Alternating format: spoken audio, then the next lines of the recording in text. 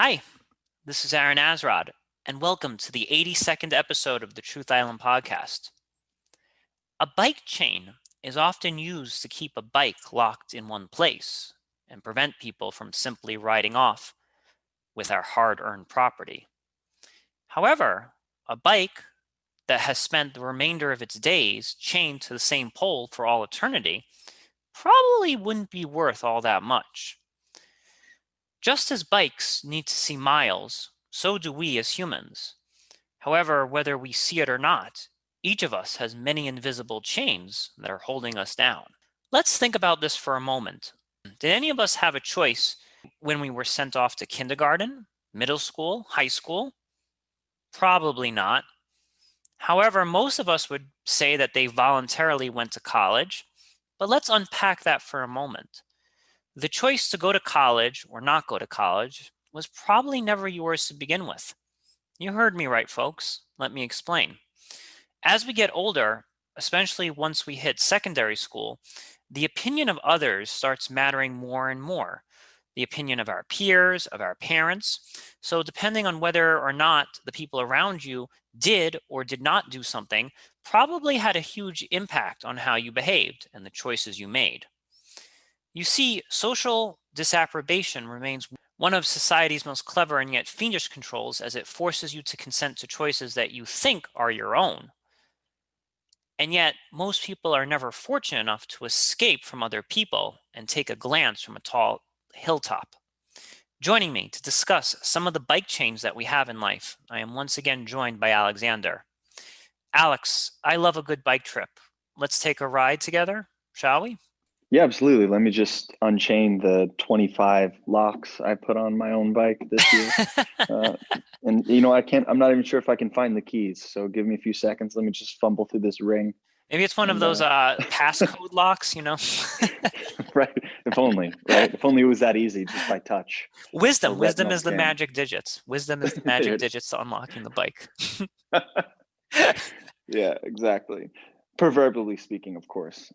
Yeah, metaphorically, let's take a ride, man. I mean, that's taking a bike ride is exactly what I've been attempting to do with my life since COVID-19. Because I came home one day, had to quarantine like most Americans, and found out that the chains I was living with are a lot heavier than I realized. And it was at that moment I had to start understanding ways of releasing myself from those chains. And the first step to that is obviously recognizing what the chain is, right? Like, what is the purpose of the chain? Did you put it there? Was it something that was put upon you? Did you choose your own chain? Was it how far back does the chain go?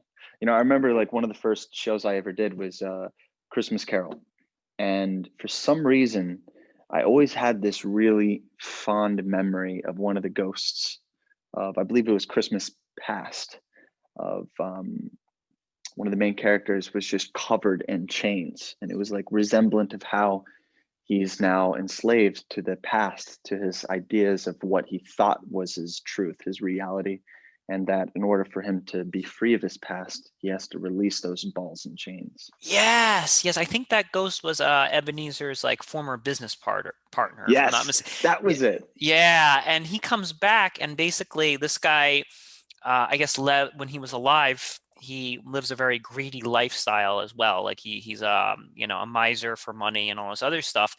And then he dies, and he realizes that his like infatuation with money has actually damned him. And many, I think, in the Christian sense of the word, think that damnation is what happens to you after you die. And right. And the atheist or people who don't believe in that will be like, well, I don't believe in that nonsense. So let me chase money. But here's the thing. What we don't realize is that damnation or being covered in chains is not just something that occurs when you die, if you believe that to be true. It's actually something that exists right now in the here and now. I think it's important for people to prioritize the present moment over what is allegedly the future after your life here on Earth. I mean, this is the only thing right now that we can definitively say exists. Everything else is just a belief, and people's beliefs tend to be somewhat skewed by their own perception of reality. So for me, it's damnation absolutely can be present life. And I do my best to try to identify ways to relinquish those chains from myself. And that thinking about chains this past week has really brought up that word relinquish, which is, I'm not exactly clear on the connection between that, but that was a word that just kept popping up. It's like relinquish. It's more than just release. It's almost like a bondage, but also a self-contained bondage, right? Where it's like you're acquiescing. It's a relinquish of those burdens and those chains. And I've done a lot of reflection on this past week specifically. I actually just had a really major trip to release specific chains, some of the maybe heaviest chains I've had in my personal life.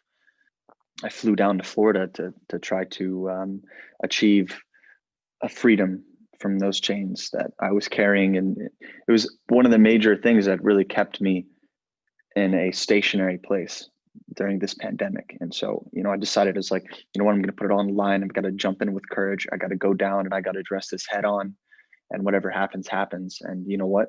I feel 30 times lighter since doing it. Yes, what you're saying actually reminds me, there's actually a very good meme, and I hate memes, by the way. I usually find them to be very cynical and very destructive, but this meme in particular is pretty good. And it shows a picture of a guy holding a rope, and his hand is all red, like he's holding a rope very tightly, and his like hand is completely red and almost bloodied. And then he lets go of the rope, and now his hand is feeling much better. And I think that's and it kind of reminds me of if you ever went to like Chuck E. Cheese or one of these places, sometimes you would win something called like a Chinese finger trap. And like the more you tug at the Chinese finger trap, the more you're stuck in there. It's only when you kind of let go and push it together that you come out. And I think a lot of people are dealing with that. Like they're still clinging to the corporate ladder. They're still clinging to the old world. I call it actually, for our generation, that's the old world, in my opinion. Like, you're working at Microsoft or whatever kind of job. That's the old world.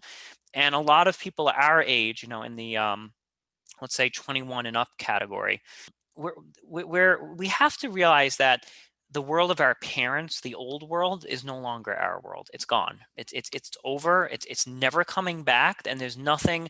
There's no college degree. There's nothing that's going to save you. There's nothing that's going to bring back that old world. And I think once we come to that state of absolute acceptance that the old world is now no more, then we're gonna, just as you said, like you moving down to Florida for a sec, it's gonna make you feel a lot lighter. It's gonna make you feel a lot better. Like your hand is gonna feel, much better, that it's not like tugging on this hard and coarse rope. I agree. And the idea of me going down to Florida to specifically have a conversation with somebody, I surprised this person who I'm very, very close with, and had to have a heart to heart, a reconciliation, because it wasn't coming to a close. What happens when I feel like I'm stuck in a chain is I can't go anywhere. It's like no matter how hard you try, you have to return back to whatever range is allowed that you gave yourself with your own chains. It's like how far do the links express themselves? You're only able to go in a certain range with your own chains.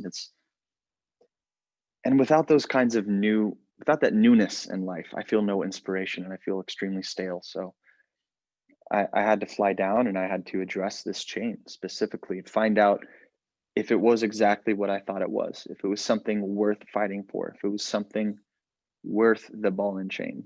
Yes. And I discovered it wasn't, Okay. simply because the truth sets you free. Like you gotta ask yourself, like, what am I putting on myself right now? Am I living truthfully in the version of myself that I want to be? And if not, it's absolutely okay. The concept of time, the concept of expectation is all man-made. You need to take yourself out of like the Newtonian framework of thinking and put yourself into more of a quantum thought process. and think in a dimension level beyond what you can touch, see, smell, and feel. There's a whole nother vibration out there. And only then, only when you accept that you have a chain are you able to take it off. And only after accepting it are you able to move through it, not around it. You can't avoid it. You got to go through it. But that's the beauty of it. And I ask myself, it's like, okay, is a chain a negative thing? Or does a chain exist in order for us to come to terms with what we need to recognize in order to move past it? It's a question I don't think I'll ever really get the answer. Like, I'd like to make it utilitarian and say, absolutely, we need it. But Well, maybe that's not true. okay, so I want to use another analogy here, and this is the analogy of, imagine you've got a dude who's got like a cool, slick Mercedes or antique car, but the guy keeps the car locked in a garage all year long. He's afraid to take it out, right? He won't take it out. He's like, I don't want to get a scratch. I don't want to get into a fender bender. And that car just sits there in that garage. The probability that that car is going to be a lot safer goes up. Okay, if you don't want to damage a car, the best thing you can do is just leave it in a garage, right? It's not exposed to the elements. You're not gonna get into an accident on the highway. But that actually defeats the purpose of having a nice car, right? Doesn't it? It actually completely defeats the purpose. The purpose of it is to take that nice car and have adventures and to see things. And when you have adventures, you risk negative things happening to you, right? Like, I'm not saying that when you remove the chains, it's all peachy and warm and lovey and like everything just works out. And I think our movies do a really bad job at that. Like, our movies make it seem like, I quit this job and then everything just works out. No, no, no. There's many years and there's many months of hardship, of struggle, of identity, and like you said, what I liked about your story is that you moved down to Florida and it actually was not a fairy tale ending or whatever. And I like that about your story, because you're reminding our listener that sometimes you will break the chains off and you will get into a fender bender, you will get scratched, and you will have like an accident or something. But that's okay, man, because getting into that accident is going to teach you something new about yourself and allow you to move on to newer heights. So I think that a lot of us are afraid of removing the chains because they're afraid they're going to get into some kind of accident. They're going to, run into some kind of calamity. They won't know what to do. And then they're going to get to a point where it's like, oh man, I should have just stayed chained in my garage. But, as if the hero's journey can teach us anything, it's like, it's actually all the accidents and collisions and mishappenings that make life worthwhile. And that's why we got to take these chains off and face the good and the bad music. I could not agree more. And the beauty of life is moving forward with courage, with the knowledge that what you might be doing may be the last thing you do, might be the riskiest thing you've ever attempted, and the understanding that you're willing to put that yourself on the line just to see. No promises, just to see. Because at the end of the day, no one's making it. No one's making it out. So I have nothing to lose at this point. I thought I did for the longest time. I really feel like I have absolutely nothing to lose. So I'm enjoying this break and that mentality into something a little bit more neutral. No added value or decreased value or anything. Just I'm just enjoying the existence of it, because I personally, for me, the longer I hold on to things, the heavier they become. So at some point, it just becomes counterintuitive to hold on to these things. It's like, but we're taught to, right? Like everyone around us reminds us what our duties are by our gender roles, by our financial needs, by what's appropriate at the Thanksgiving Day table. Like, how many families are about to get together today, or this coming week, to discuss, oh, what have you been doing? Oh, what have you been doing, Alexander? Oh, tell me, like, how was your 2020? Oh, like, what are you working on? And I'm going to be like, nothing, absolutely nothing. I have nothing to show for it. And you know what? I've never been more proud of that, because I don't want to reach for something right now. Well, I liked something you touched upon earlier, and that is I think death is one of the great motivators. I think it's actually the ultimate incentive of everything that we do because a lot of us just fear death, right? We just fear it, whereas I kind of like it. I like that there's a time limit on what it is that I need to do on this earth. I think that's actually a really beautiful thing. I actually think that if we were all granted immortality, we would all become really, really, really, really lazy. Have you ever watched that movie or read the book Interview with a Vampire by any chance? Yes. Yeah. Okay. Those vampires are granted like eternal life. Like, and then I think her name is Anne Rice, who writes this book. And they actually just turn into giant like nihilists. They sit around, they don't do anything. They just Tom Cruise or whatever just goes out and sucks people's blood and they fool around. Like they don't actually take life seriously because they're immortal. They live forever. And that's like the worst curse that you could give a human being is eternal life. Because if a human being had eternal life, there's no impetus, there's no incentive to do absolutely anything. So I would say that having death always in the background is a majestic and a beautiful thing because it then tells you if I don't live this life precisely how I want it to look, well, I'm going to die and there's not going to be all that much that I can do about it. And what's kind of cool, man, is that, we're having this conversation in our 30s and not necessarily in our 70s or 80s. So I think that that's a good wake up call. And I'm really hoping that people that are, equal to our age or below us in age can really kind of hear this because it's really, really important that they don't allow chains to kind of deny them the life that they always wanted. And more importantly, they have to accept the fact that chains are inevitable and that no matter how hard you try, you will be reassigning new chains. And the idea isn't to never have chains on yourself, but the idea is to have the habit structure where once you recognize one, you're able to let go. And I think that is really the underlying lesson. Okay, well let's go back to bicycles now. And I think that you're right. There's a time for freedom and there's also a time for change. I agree with you. This universe is completely about balances. How about this? Imagine you're a bike and you're chained in like the worst part of town, right? It's like just terrible out there. I know, right? It's kind of weird to think of a bike having like conscience and feelings, but let hear me out on this, right? The bike is really sad in this part of town. So the owner comes, unchains the bike, and then takes the bike to some beautiful green meadow and then chains the bike to a beautiful tree. So I think that we need to move so that we can discover the beautiful meadows in our life and then chain ourselves to that new meadow and be like, okay, this is the new rock that I'm going to kind of rest on for a while. And then when that meadow becomes boring or stale or there's something that goes wrong there, then the bike needs to unchain itself again and go somewhere else. So I think that you're right that we need to chain ourselves from time to time, but we should be chaining ourselves in a very periodic manner. We should not be in one place. And when I say place, I don't necessarily mean in terms of geography. I mean in terms of what you're doing with your life, right? So you are doing one thing for a number of years, but as soon as it starts becoming stale or not working or is leaving you unfulfilled, you must unchain yourself from that activity and then ride off to somewhere greener until that then becomes stale, and then you continuously ride off to a new place. Yes, but I'm going to challenge you on this. I'm going to say that the goal isn't to be chained in a more beautiful place. The goal is to be doing what you're fashioned to do.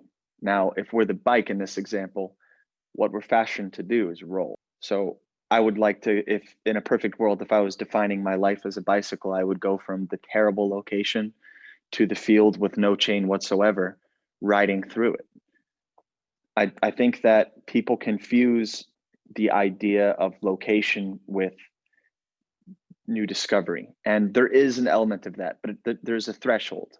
I think that going to a new place, you can bring just as much luggage with you, just as much baggage or whatever metaphor you'd like to give, just as much stagnation in whatever location you go through. For me, it's more about being as light as possible in my personal life at the moment because I've tried so hard to have these monuments of status in my life in a way, like running a company, having, a traditional household, to be able to, walk in with the smell of home cooked dinner every day, and to have this bank account and have like all of these to-dos checked off that don't necessarily feed the machine, and also are exploited because I felt that other people needed to see that I was doing it. And all that's bullshit, So Okay, it let me let me refine my thoughts a little bit. Okay, when I okay. say like green hill or new place, I actually mean that those things are tasks that one should be fulfilling.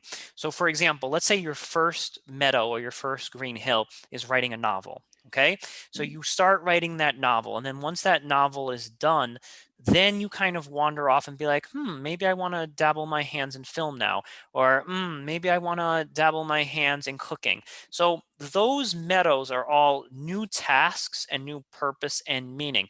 Now, I would argue, Alexander, that if you don't know where the next green meadow is, it's okay to take a bit of a detour. It's okay to like take a long bike ride and see a bunch of other stuff, and maybe just park your bike for 5 seconds over here and be like, yeah, this isn't working out. I'm not really feeling this. That's okay. And it sounds like to me that's what you're doing right now, is that you're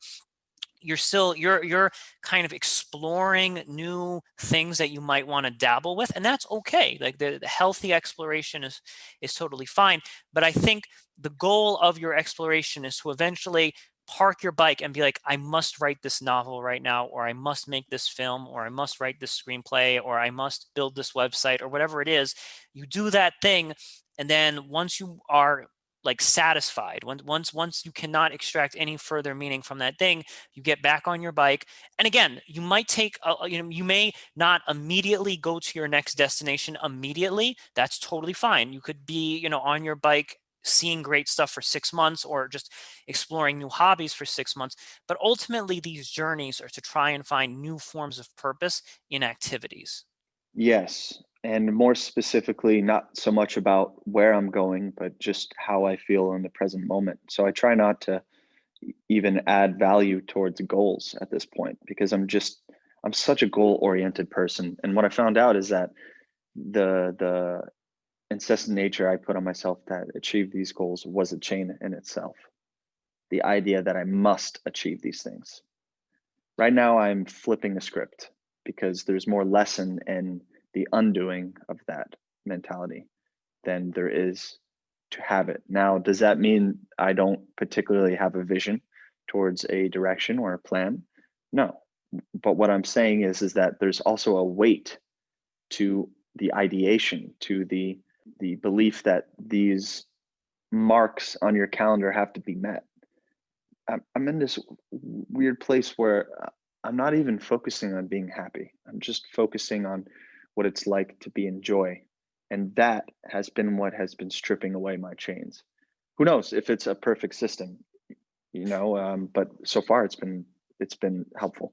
You're actually touching upon a very nice distinction here, because when you're going on your bike ride, for the next big thing, you need to enjoy the scenic, that you need to enjoy the journey. So I think in your state right now, you're like, okay, I'm not entirely sure where my next destination is, and I'm not gonna, like, basically what you're doing is you're not putting all of your mental acumen or energies into being like, I need to find the next hill. I need to find the next hill. Like, because that's gonna drive you crazy. And I actually full-heartedly agree with you, because if you are riding your bike and you're constantly looking for like, I need that next hill, I need the next novel right now, right now, well, you're actually destroying the very inspiration that's going to get you to the next hill. So I actually agree. I think there's a balance where when you're involved in that task, you're in the moment. And then even when you're just riding your bike freely, you're also in that moment as well. So I think it's very important to kind of embrace the specific parts of the journey that you may find yourself in. Yeah, and it's enjoying the time that I'm here, having more gravitas towards the individual seconds that I have in between thoughts, and spending more time on the power of a singular thought.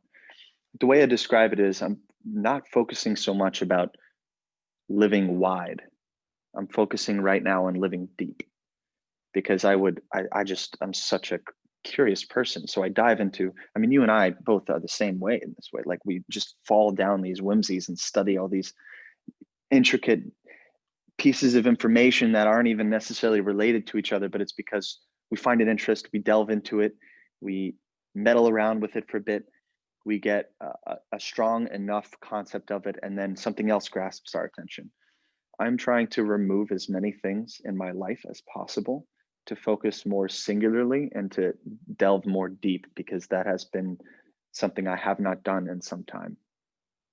Yes, I think that singularity is important. Just on an aside, if you would have asked me maybe like a year ago or so, like I would have been like, man, I read way too much stuff, or many of this stuff is never going to come in handy. But it's so funny that this podcast has been like the perfect application of all of this like random ass knowledge. Like all of a sudden, like random ass knowledge is here to like save me and help me. And I think like, yes, we need to be there are times in our life where we need to be very singular in our focus area, like that's important, but also having an appreciation that the random things that you learn in this world, you never know. You never know, like they might actually be the keys to another lock that you find down the Mhm. road. Yes, things have a funny way of circling back no matter what. And that's part of my fascination with storytelling. There's always a beginning, middle, and an end. And they tend to wrap up all of the utility, all the it it creates a utility out of all the pain, all of the experiences, all of the lessons. I just read this amazing book I think you would really like, called The Archer. I don't know if you've heard of this, by Paulo Coelho, I believe is his last name. Same guy who did Alchemist, and it's very quick Oh, read. I I read read The it. Alchemist, really good book, Yeah. really good Oh, book. Yeah. he's amazing. He's amazing. So he just did one called The Archer, and it's the story about this little boy who comes across this carpenter, and as he's in this carpenter shop, a stranger walks in and challenges the carpenter to an archery contest because he knows that he's actually the master of of I guess all of planet Earth. He knows that he's the best archer who's ever lived. So they have a contest. The stranger pulls his bow, he shoots perfectly and pierces through a cherry on a tree. And then the master archer says, "Okay, now try to do that standing over this cliffside, and try to do the same thing." And he couldn't do it. And he says, "It's because you've mastered the bow, but you haven't mastered your mind while using the bow." That sounds like some guy I want to learn from. I don't even know where I'm going with that. Read the book, link in the description. No, I'm just kidding. I Anyway, it's a like good fucking book. I actually like this idea of you need to like in whatever you're doing, you need to be the master of yourself. And I've actually you and I like martial arts, right? And Mhm. one of the things is when I was a kid, the only sport that I liked was martial arts. I liked judo and things like that. I hated team sports because team sports actually requires you to have some mastery of yourself, but to also master working with your teammates. Right? That's the whole purpose Mhm. of like organized sports with balls and things like that. What I loved about martial arts is that there's so much emphasis on like it's you. It's you. You must master yourself. And that is like one of the reasons why I like individualistic sports is that when you're working with a team or other people, oh man, that guy didn't show up to 5 practices or whatever. But I like this idea that in order to really excel at anything, look inward and see what it is that you're doing. And people actually think that, man, no, like that's not cool. Like I want someone to blame, right? So I think another chain that we all have is blaming the external other, the external other, like, oh, I can't succeed. It's the external ceiling that's above me that's preventing this. But and some things you have to work with other people. That sucks. That's why I try and choose things that I can work either by myself or with carefully selected, curated people. But the idea is that always always find mastery of yourself in whatever it is you're doing. And I think archery is an excellent example of that, where it's like you really can't blame anyone for missing the target. It's really you. There's nothing else there that's preventing that arrow from hitting that bullseye. Exactly. And I think the greatest weakness of our generation, not to compare it to our parents, because I know our parents' generation and our grandparents' generation, they love to look down on our current generation. And I'm always the first one to stand up and defend our generation, always, because I think that that's just kind of this strange Napoleon on a hill moment. But I will agree that one key problem that our generation has is this entitlement of victimhood, where they believe their external circumstances is the defining factor that creates unhappiness in their life or creates a lack of fulfillment. And the beauty in martial arts is you always recognize the external and the internal. And the idea in martial arts is to strike that balance. It's the Mhm. perfect description between having gravity and, you know, an internal expansion. It's those two forces that meet each other. It is force. That is force. That's what we literally diagram in our science books as what force is: two arrows pointing to a line. I mean, that's how my textbook was, right? That's how it works. You have an internal force pushing out and an external force pushing in. That's what creates matter. That's what creates force, energy. That's what martial arts is about. It's that in between phase. And yes, it does come down to you, but it also comes down to your opponent. And that's what I love about it, is the striking that tiny little firmament in between the two of those two variables. So whenever people say, "Oh, it's my external force," what they're not doing is they're not exciting their internal force, and they have to recognize that you need to meet the challenge. And this is why martial arts changes people's minds. It's because they know, I have to meet the challenge. I don't wait for the challenge to come. That is more philosophical than martial, right? And there is a philosophical element, of course, but there's also the martial element. And I think our generation is overly philosophical and less martial, where our parents and grandparents are the inverse. Yes, man, this is great actually, because I think that this learned helplessness, or this basically blaming external forces, it's really we're kind of indoctrinated with this. And I'm not making some kind of libertarian type argument right now.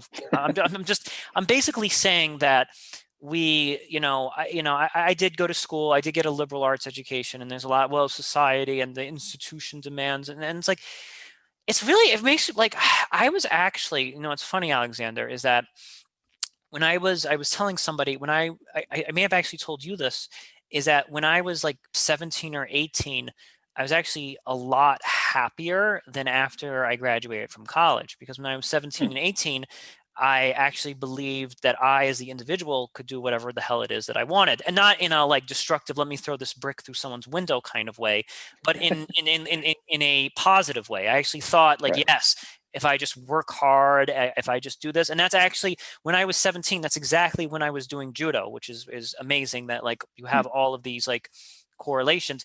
Then I go through college, I spend years and years hearing about institutions and this and that, and then I leave. Oh well, man, I'm weak. I'm small. The big bad world decides where I go. I have to bite my tongue a little bit more. I have to kind of be a little bit more agreeable, smile and wink at the right times.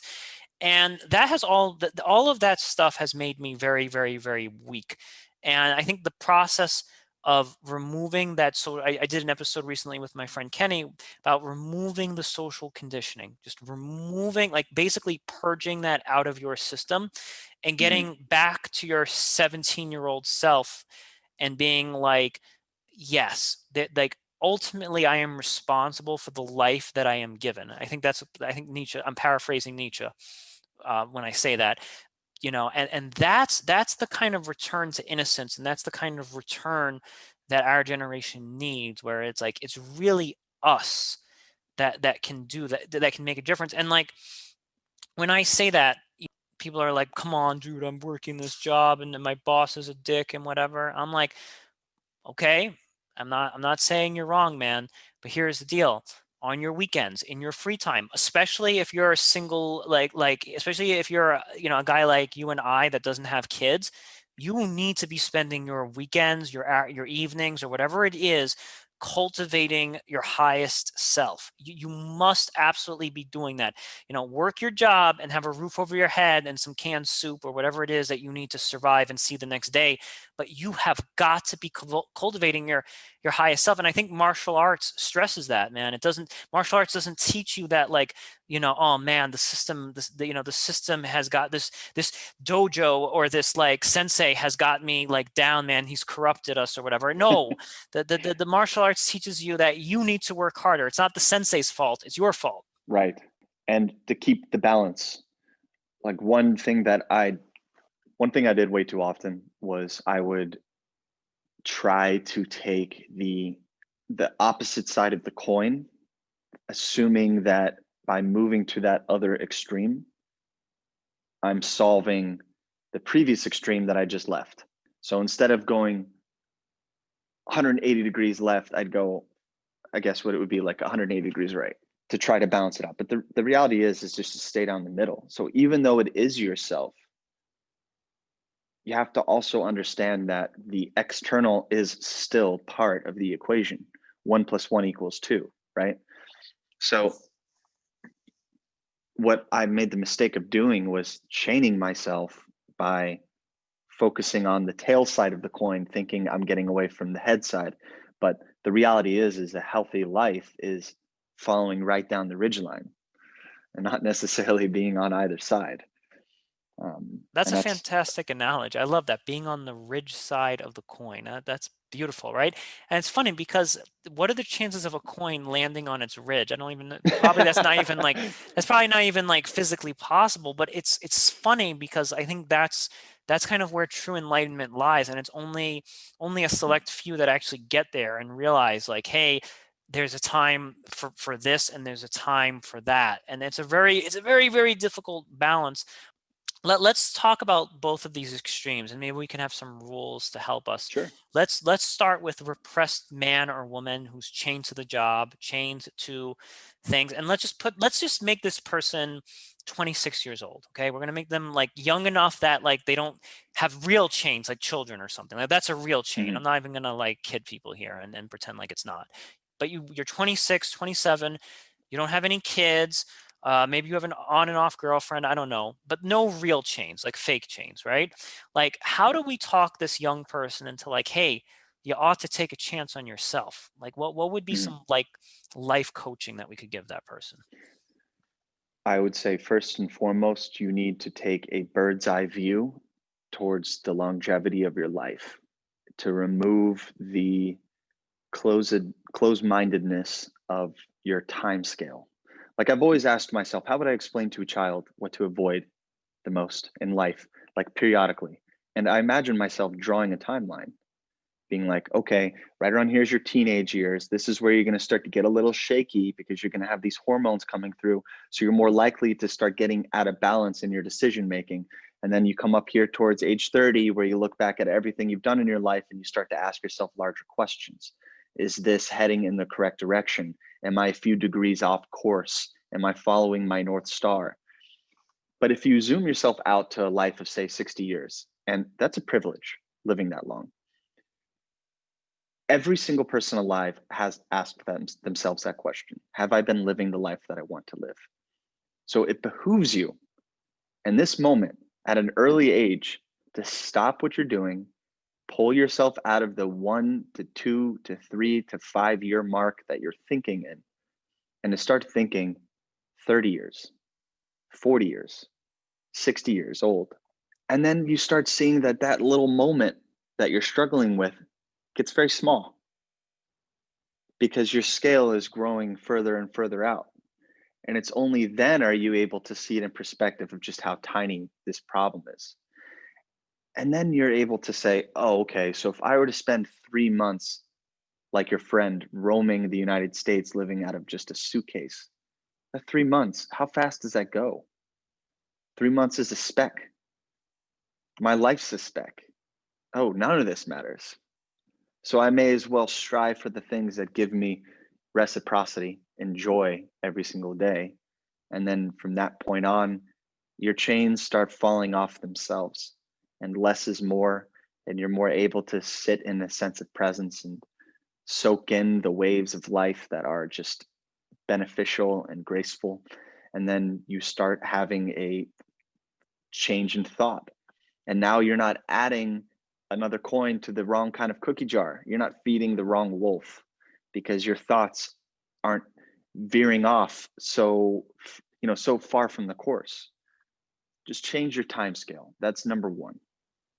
That's beautiful, that's so beautiful, Alexander. I'm really because I don't want to ever hear the words, "What's your 5-year plan?" again. I never want to hear. I never want to hear that again, because what you really need to be like is, "What's my 80-year plan?" or something, because that's actually going to make a lot more sense. And this is, again, I think society conditions us to think, what's your 5-year plan or whatever, and that keeps us actually in a very limited way of thinking about ourselves, because when we think about 5 years in the future, we think it's a long time, but then we're still operating within the paradigm of where we are at. So if you ask somebody, and I hate when they ask that at a job, well, what's your 5-year plan? And it's like they want you to provide an answer that confined to the paradigm of you still working within that organization or something. Like, oh yeah, well, I hope to start off here in the entry level and then work my way up to manager. And I'm like, dude, that job could just be blown from underneath you in 5 seconds. Like that job Yep. will just be ripped from you, and you won't even see it coming. It'll just like come lightning quick, and then all your 5-year plan is in the garbage, totally. But if you have an 80-year plan, that's a lot. That's much harder to screw with. Can't screw with someone's 80-year plan, because if they have if they have setbacks like losing their job, or, oh man, I'm going to have to scale back on going out, or I can't really afford that car, that's okay, because 80-year plans are not as contingent upon minutia details. They're much more broader, and there's many different avenues and roads you can take to reach an 80-year plan as opposed to a 5-year plan. Agreed. And one of the best lessons my father ever told me was, imagine yourself at your funeral where no one can see you. You're hovering over the funeral. You see everyone circled around your coffin or your ashes, or if you want to get really, really hippie, the tree that's growing out of your body sack. Some people like to do that. And ask yourself what you want them to be saying about you, what you'd like to see written on your eulogy. Keep the end in mind, and then vote with your feet. Something he always taught me. So you got to ask yourself, okay, is my current state where I'm going permanently? Maybe. And that means I need to have change. Okay, great. Everything has a season. This might be my fall. This might be my winter, but there's always a spring. I can choose to make that spring the best possible direction that puts me with the end in mind. So just don't panic, just realize you can change it.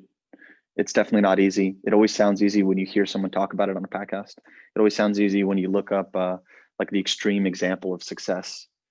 There's so many successes that no one talks about or no one gets to see. And it's not about other people thinking you succeeded.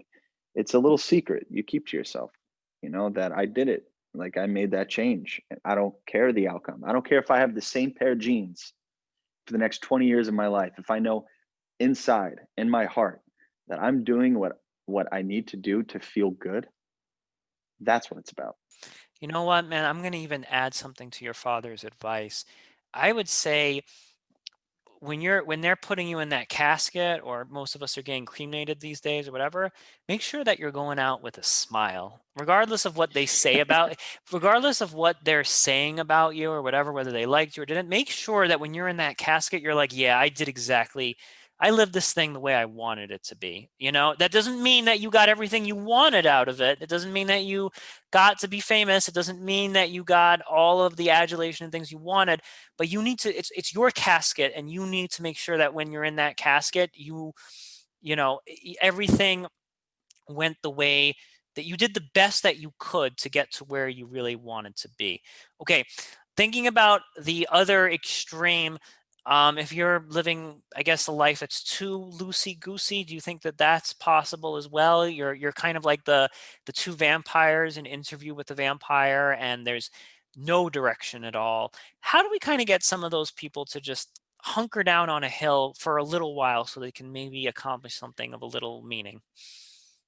Well, I would say if they're loosey goosey because they're happy, if they're living a hedonistic life that fulfills them, I would say keep on keeping on. You know what I'm saying? All right, all right, all right. Like you don't it just do what makes you feel good. But if you're the kind of person who has this nagging notion that there's something you're supposed to be doing that's bigger, that has a degree of service, that is something you can do your best to etch into the sands of time, then you have to do it. The richest place in the world is the graveyard, right? All these dreams and all these ideas, they go there if they're not made. And I believe that ideas and inspiration is you're chosen to receive that like an antenna. It's not necessarily something that you generate. It's you just happen to be in the right frequency to receive. You got to do it because it's one of the unique gifts of humankind. There's no other animal that has this ability to do this. The closest thing to it is an ant or a beaver because they both build things. The closest thing is to that, but what can we do? We can write amazing stories of art. We can journal our entire lives so that while we pass away, our great grandchildren can read about us in vivid detail about the struggles we went through to provide a sense of structure. Maybe that great grandchild has some disease where he or she can't walk. How do they cope?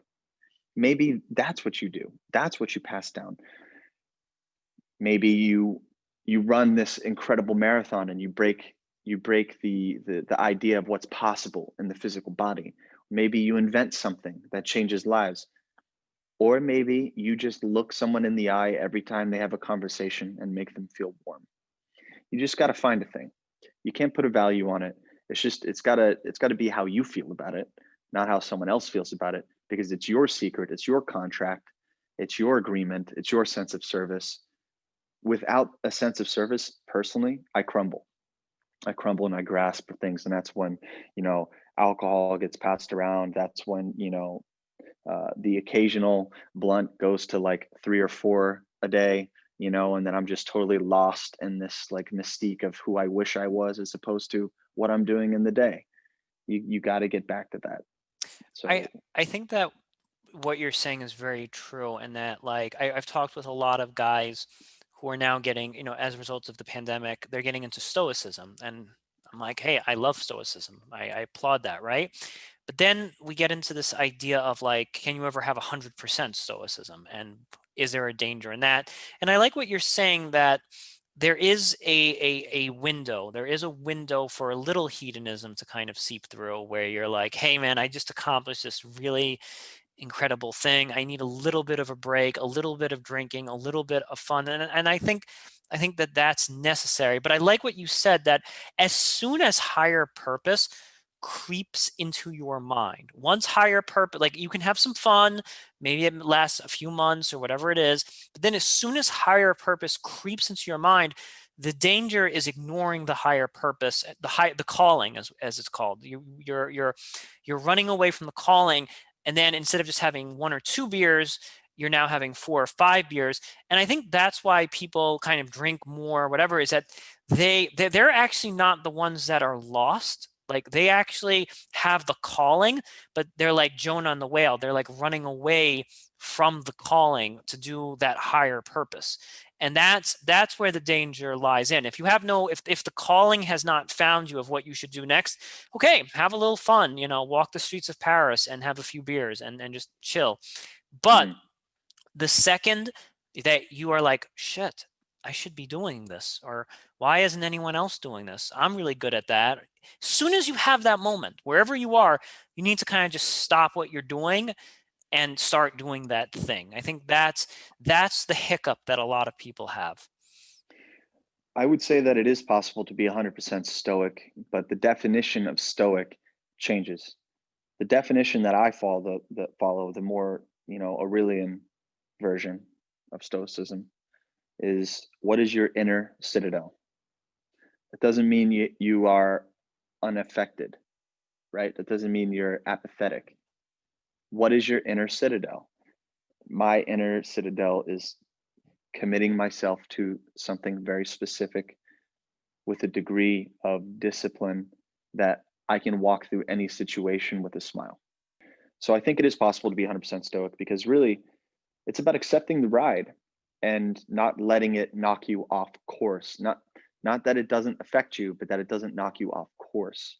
And there's a difference, right? Like the perfect example in meditations is that you're still being pulled by the cart, but the object isn't you're trying to stop the cart by planting your feet and pulling on the rope as far as you can, right? Because in this situation, you're tied to a rope, right? This is the example for those who don't know meditations.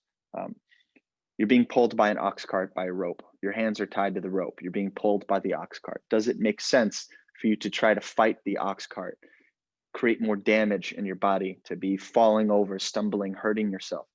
Or is it wiser to accept the ox cart and follow along with it? There's an inherent release of control that gives you control, because you're back in your inner citadel. You are choosing what is allowed and what isn't by not necessarily freaking out by particular situations. So 100% stoic can mean a lot of different things. And I I know for a fact that Marcus Aurelius wasn't an apathetic human, right? Except maybe to his kid.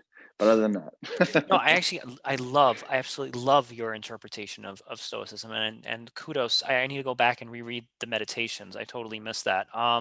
That's beautiful, because I think under the Aurelius version of Stoicism, if the ox is pulling you towards a bit of hedonism, then that's okay. You're actually adapting to that situation. However, if the ox is pulling you towards higher purpose and meaning and industriousness, you're also okay with that as well. I think for Aurelius, he recognizes that there will be times of life where there is great joy and great great festival, and then in life there will be times where it'll be required of us to be more industrious, and that we shouldn't resist it. Like, and I think the idea behind that is that you don't want to be the guy at TGI Fridays being like, I don't like it here, you guys are having way too much fun, and like, you don't want to. That's not going with the exactly. ox. The ox is Right. telling you to have some fun right now, and by you being a wallflower and sitting in a corner like a sourpuss, being like, looking at your watch, being like, I want to go back to writing my novel right now, you're actually not following what the ox is telling you. And that's not actually the proper application of Stoicism. So thank you, man. I think that's a great clarification. Yeah, and people forget you're already there. You're already at TGI Fridays. The cart already took you there. So it's like, what are you going to do? You're going to try to pull in the opposite direction? Like, you can't, you're already there. So you're not even capitalizing. You're not even taking advantage. One of my favorite quotes from meditation is, what are men but leaves that fall by the breath of the wind? Fantastic quote, basically saying how life is short, enjoy it. And that's what it comes down to. Enjoy the ox cart pulling, so to speak. Get what you can out of it. Get the joy out of it while you can. And that's your choice. That's your citadel. One thing I will say though is that when we say joy, though, sometimes that joy comes in the form of hedonism and pleasure. Sometimes that joy comes from something a lot more Herculean and something a lot more difficult that one must achieve. So I think that's just a good distinction to make.